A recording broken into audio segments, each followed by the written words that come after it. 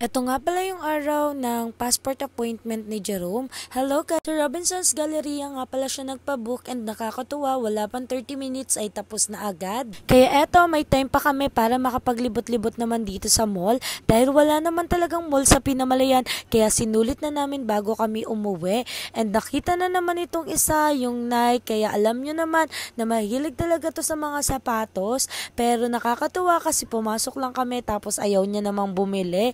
Dahil nga may mga plano kami na mas kailangan pang unahin, kaya eto hanggang tingin na lang muna siya. For the commute nga lang pala kami and dito naman kami pumunta sa market.